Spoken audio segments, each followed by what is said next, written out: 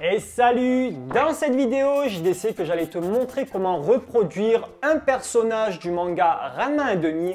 Et j'ai choisi Maître Ernestin qui sera en cosplay Pechan. Donc c'est un manga peut-être que tu connais pas parce qu'il date des années 90. Ça passait quand j'étais petit dans le club Dorothée et par la suite sur la chaîne de télé Manga. Et j'ai toujours été fan de ce manga parce que on s'ennuie jamais. Il y a des transformations à l'eau chaude, à l'eau froide, des combats, de l'humour, tout ce qu'on aime bien quoi. Donc j'espère vraiment que ça va te plaire. C'est parti! Pour cette création, j'ai utilisé de la Fimo couleur noire, du blanc, chair claire, Sahara orange, une boule de polystyrène, mais aussi du papier d'aluminium. Là, on ne le voit pas sur les images, mais il y est.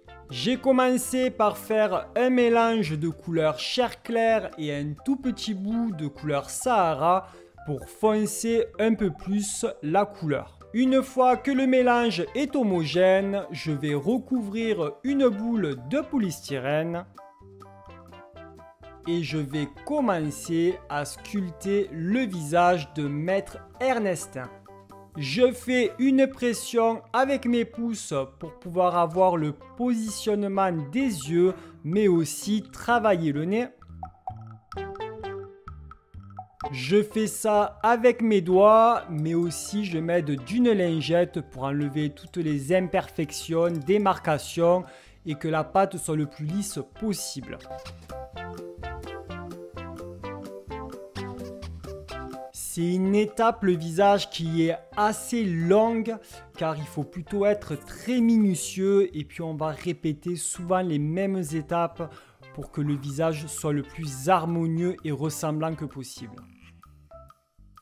Pour pouvoir m'aider à sculpter le visage, j'ai planté la tête dans une aiguille pour éviter de manipuler trop avec les doigts et que ça fasse des traces de doigts ou même des traces de poussière.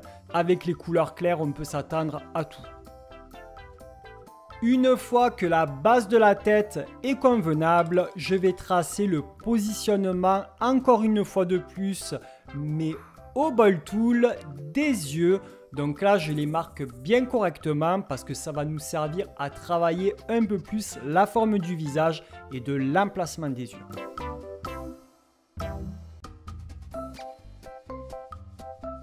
Je prends un triangle du mélange chair claire Sahara et je vais le positionner sous le nez pour avoir les lèvres qui partent en triangle. En fait, dans les mangas, les personnes âgées sont souvent représentées avec les lèvres en forme de triangle qui partent vers le bas. C'est sûrement pour montrer qu'avec le temps, le visage il s'affaisse. Je soude le triangle avec un outil aplati et j'enlève toutes les démarcations. Je travaille toujours avec mes pouces et toujours encore une fois l'emplacement des yeux pour que ça soit le plus propre et harmonieux que possible, mais aussi je continue à travailler la forme du nez. Rabâcher, mais ce sont vraiment des étapes qui se font en plusieurs fois pour que ça soit le plus propre et harmonieux que possible. Je texture pour marquer les rides en faisant des petits traits, soit avec une aiguille ou soit avec un outil comme moi assez pointu. Je fais deux petites boules de couleur blanche que je vais aplatir et avec ma lame, je vais travailler les yeux pour leur donner la forme comme dans les mangas. Quand la forme me convient, je la positionne sur le visage. Les yeux doivent être assez rapprochés mais aussi très grands. Donc s'ils ne sont pas assez grands, moi je te conseille de les retravailler un peu plus. Donc si c'est assez épais, tu pourras étaler directement la pâte avec une lingette et les doigts directement sur le visage. Ça peut fonctionner si ton œil n'est pas trop fin. Je fais deux petites boules ovales de couleur noire pour faire les petites pupilles que je vais étaler légèrement. Je les positionne à l'emplacement des pupilles.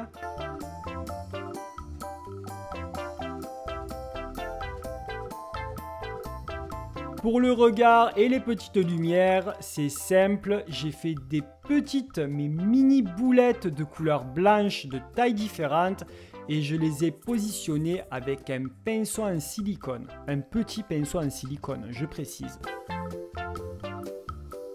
Je retravaille un peu plus la forme du nez avec le petit pinceau en silicone.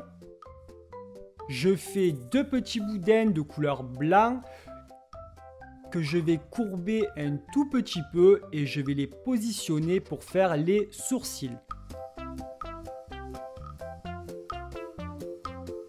Pour travailler la coloration des petites pommettes, j'ai fait un mélange de pastel sec rose et rouge et je les ai passés au pinceau sous les yeux. C'est vraiment la peau au niveau des yeux. C'est comme s'il était tout rouge, tout gêné. Parce qu'il faut savoir que Maître Ernestin, dans Ranma 1,5, il est assez coquin, c'est un gros pervers. Comme on peut le voir, je trouvais que la lèvre était un peu trop aplatie. Du coup, j'ai repassé une couche. Je ne m'étale pas trop sur le surplus de couche que j'ai fait. Hein. Mais c'est exactement comme tout à l'heure, sauf que je retexture et je relisse par-dessus ce que j'ai fait en faisant attention de ne pas trop toucher à la coloration que je viens de faire, mais aussi de ne pas trop modifier le nez qui me convient parfaitement. Et une fois que ça me convient, je fais précuire la tête pour plus que ça ne bouge à 110 degrés pendant 10 minutes. On peut voir sur les images que le résultat il est assez sympa, je suis assez content de moi. Je vais prendre une boule de Fimo couleur noire et je vais l'aplatir. Il faut que ça soit une couche assez fine mais pas trop non plus, il faut un juste milieu. Et une fois que ça me convient, en fait, je vais commencer à faire le bonnet de Maître Ernestin pour le costume Pechan. Et du coup, je vais recouvrir toute la tête. Il faut qu'on voie vraiment uniquement le visage. Je découpe et je recoupe plein de petits bouts pour pouvoir mettre la pâte partout où j'en ai besoin. Et une fois que tout me convient, je vais utiliser une lingette et je vais lisser tout ce que je viens de faire. Une fois que c'est bien propre et bien lisse, je vais travailler la forme de la capuche avec un outil pointu pour que ça soit bien texturé. Et si besoin, je vais rajouter une bande parce qu'en fait, il faut que le bonnet il arrive au-dessus des sourcils. Il faut que les sourcils ils touchent le bonnet. Et puis après, tu textures, tu lisses et exactement comme tout à l'heure en fait.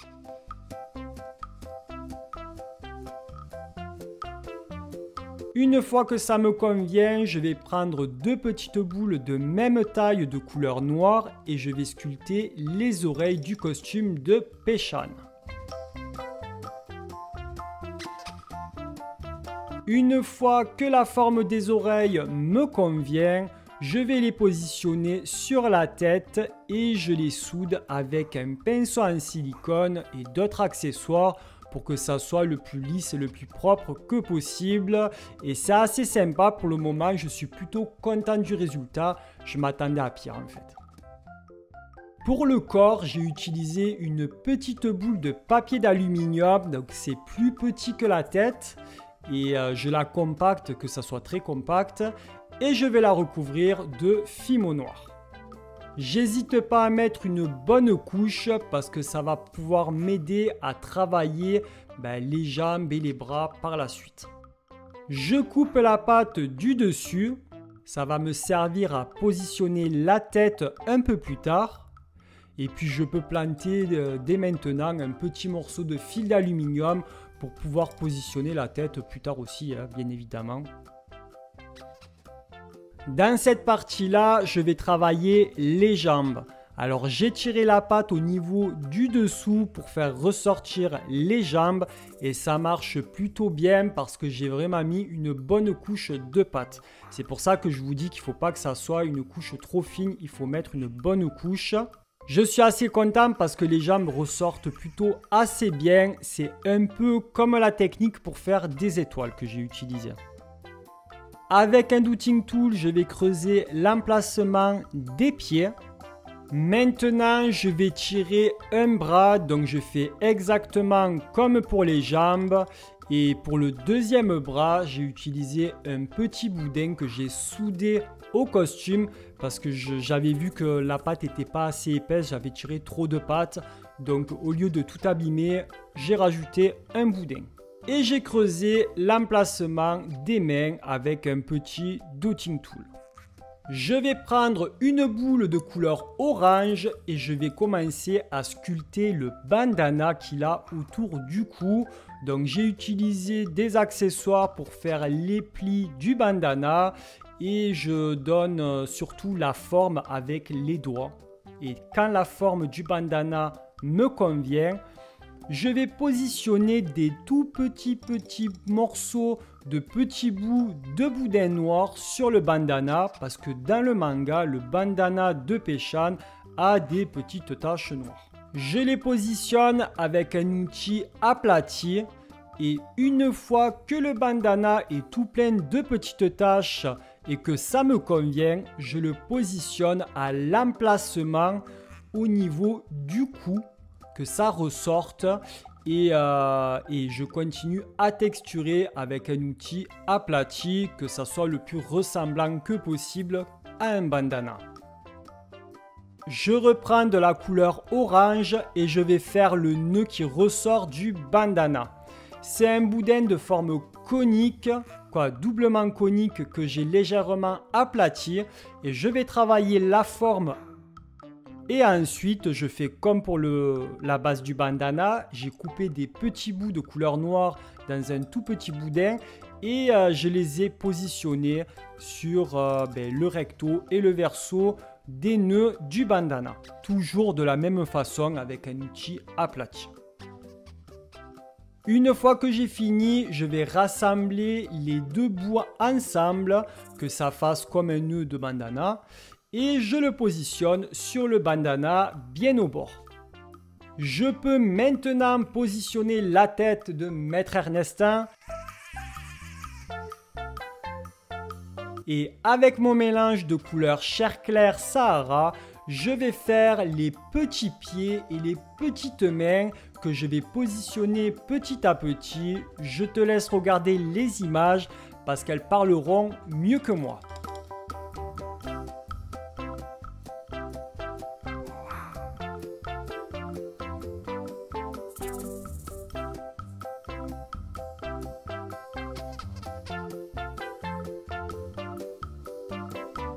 Une fois que j'ai fini et que j'ai tout positionné, je vais faire cuire la création pendant 20 minutes à 110 degrés. Et une fois que ça a refroidi, j'ai verni le tout.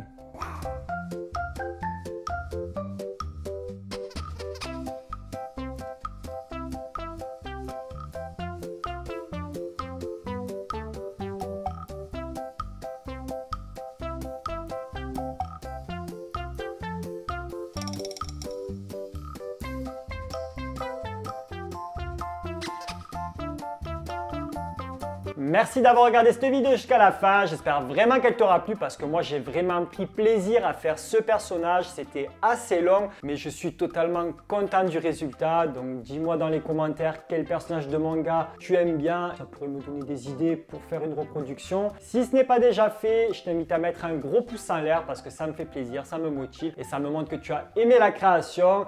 Si tu n'es toujours pas abonné et que tu es tout nouveau, je t'invite à t'abonner en cliquant sur ma tête qui s'affiche juste ici ou à regarder une autre de mes vidéos en cliquant sur les vignettes juste en bas. Et moi, je te dis à très vite. Ciao, ciao.